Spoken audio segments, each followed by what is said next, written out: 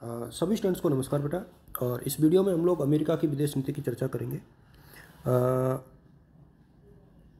America की विदेश नीति, फॉरेन पॉलिसी ऑफ यूएसए।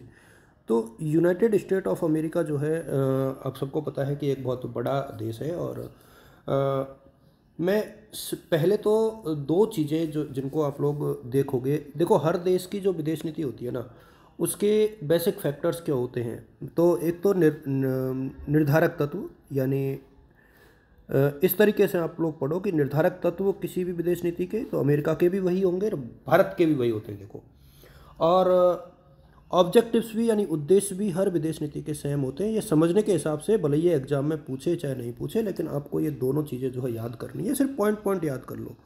देखिए, ज्योग्राफिकल फैक्टर होते ही होते हैं, भौगोलिक तत्वों के बिना कुछ नहीं होता है।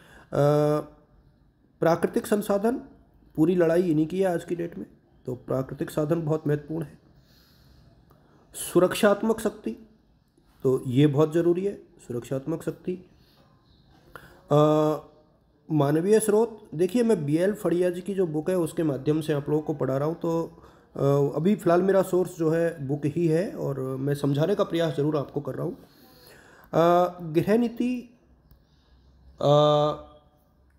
दबाव एवं दबाव समूह। देखिए अमेरिका में जो है प्रेशर ग्रुप्स बहुत ज़्यादा स्ट्रांग है, और संवैधानिक बंधन और दलगत सहयोग। देखो अमेरिका में जब फॉरेन पॉलिसी की बात आती है ना, तो सारे दल एक हो जाते हैं। तो दलगत सहयोग, इंडिया में ज़रूर कभी कभी ऐसा होता है कि कॉन्फ्लिक्ट होते हैं। अब यदि उद्देश्यों की बात करें तो किसी भी विदेश नीति की, सिर्फ अमेरिका की ही नहीं, किसी भी देश की, तो पहला जो उद्देश्य होता है फॉरेन पॉलिसी का वो होता है राष्ट्रीय सुरक्षा। ये पहला उद्देश्य है।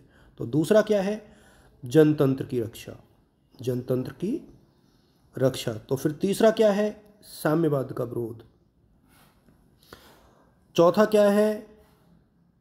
तनाव को कम करना। देखो दूसरे देशों के साथ तनाव कोई नहीं चाहता। अमेरिका ने भी देखो अफगानिस्तान से अपनी सेना को फाइनली वापस बुला ही लिया है। विश्व शांति और नई विश्व व्यवस्था का। अब ये देखिए, ये तो हो गई अमेरिका के विदेश नीति के निर्धारक तत्व और ये हो गए उद्देश्य। तो अब इसकी विशेषताएं क्या है? ये जो है एग्जाम में पूछा जा सकता है, ये वाला क्वेश्चन कि what is the features of American foreign policy, यानी अमेरिकी विदेश नीति की विशेषताएं। अब विशेषताओं में आप लोग सिर्फ पॉइंट पॉइंट देख लेना। देखिए, एक तो जो है इन लोगों ने जो है कंटेंटमेंट ऑफ द कम्युनिज्म यानी साम्यवाद का विरोध किया। तो पहला पॉइंट तो आप लोग यही लिखोगे कि साम्यवाद का विरोध। इसीलिए चाइना के साथ जो है अमेरिका का, चाइना और रूस के साथ हमेशा से विरोध रहा है। फिर सैनिक संधियाँ, देखिए नाटो जैसी जो संगठन है उसके साथ अमेरिका का मिलना, और यानी सैनिक संधियों की नीति जो है अमेरिका ने अपनाई है। विदेशी आर्थिक सहायता, देखिए अमेरिका का ये फंडा रहा है कि वो दूसरे देशों को विदेशी आर्थिक सहायता दे करके अपने पक्ष में करता है।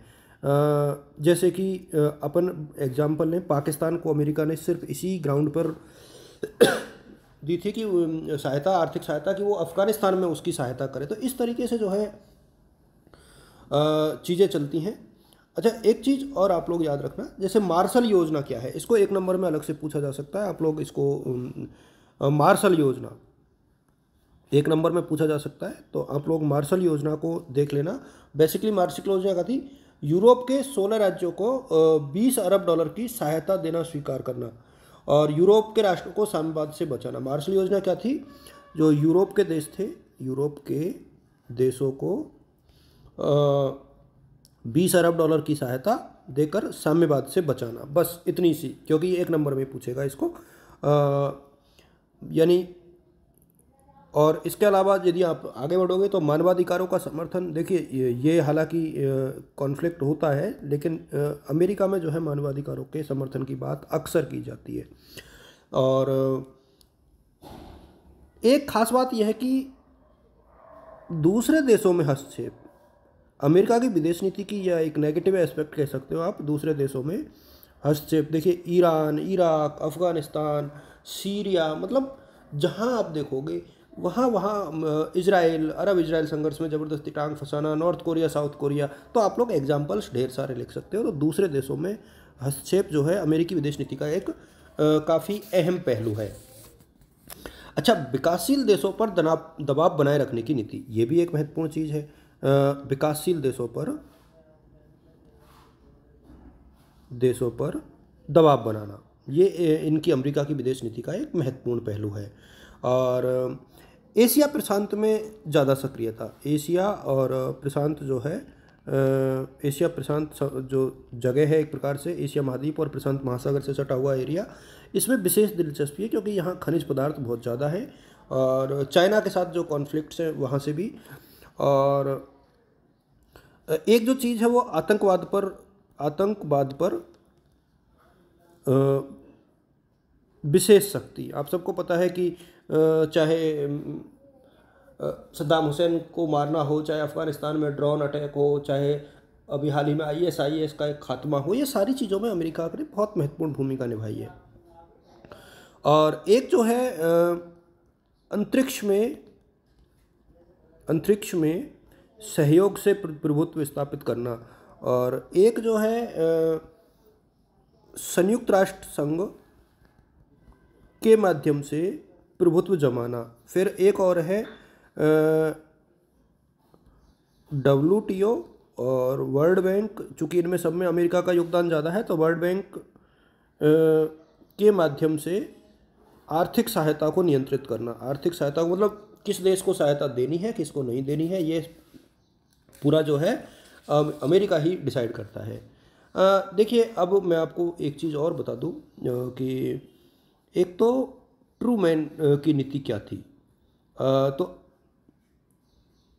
ट्रूमैन का सिद्धांत ये था कि कैसे भी करके policy of cooperation and accommodation को अपनाया था, सहयोग और अनुकूल नीति। तो यही जो है ट्रूमैन का सिद्धांत कहा जाता है। मतलब सहयोग और अनुकूल्य की जो नीति है, पॉलिसी ऑफ कॉपरेशन